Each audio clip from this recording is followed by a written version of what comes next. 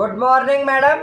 Good morning sir, Airtel में आपका स्वागत है। बोलिए मैं आपकी क्या सेवा कर सकती हूँ? एक बार आई लव यू बोल सकती हैं? आपकी बात नहीं समाप्त होती है सर। Thank you.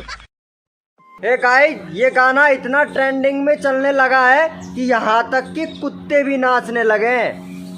ए कालू, नाच के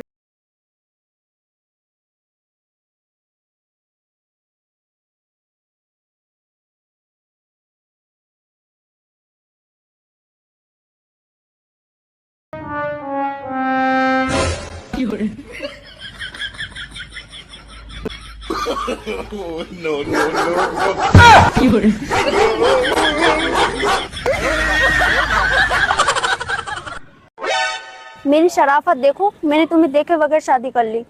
मेरी शराफत तो देखो, मैंने देख के भी इनकार ना किया।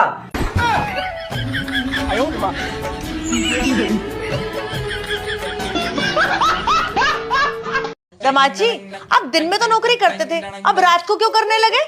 कलेश से बचने के लिए।